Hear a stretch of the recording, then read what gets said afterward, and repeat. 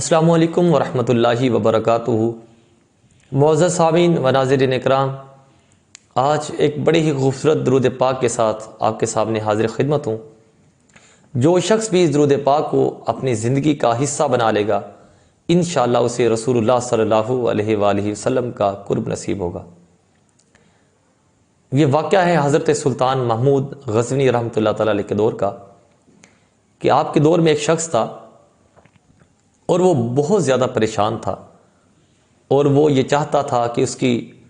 رسول اللہ صلی اللہ علیہ وآلہ وسلم سے ملاقات ہو اور وہ اپنی پریشانیاں اپنے آقا کو بتائے۔ ایک رات خواب میں جب اسے رسول اللہ صلی اللہ علیہ وآلہ وسلم کی زیارت نصیب ہوئی اور آقا کریم علیہ السلام نے اسے بشارت دی اور کہا کہ جاؤ سلطان محمود غزنوی کے پاس اور اسے جا کے کہو کہ جس نبی پر وہ سونے سے پہلے 30,000 مرتبہ اور جاگنے کے بعد 30,000 مرتبہ درود پاک پڑھتا ہے، میں اسی نبی کی طرف سے بھیجا ہوا آیا ہوں۔ وہ شخص حضرت سلطان محمود غزنوی کے پاس حاضر ہوا،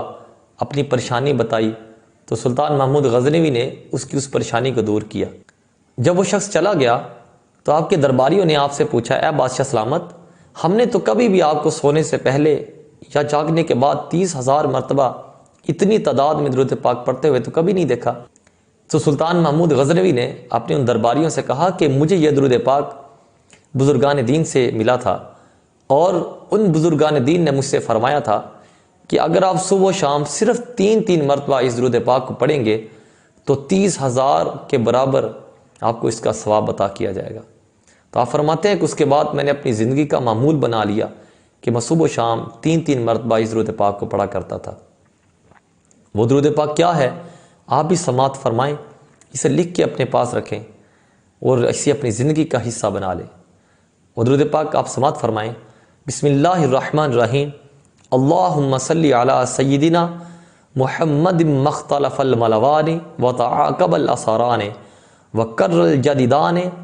واستقبل الفرقدان وبلغ روحہ وارواح اہل بیتہ من التحیۃ والسلام وبارک وسلم علیہ کثیرا۔ اس درود پاک کو آپ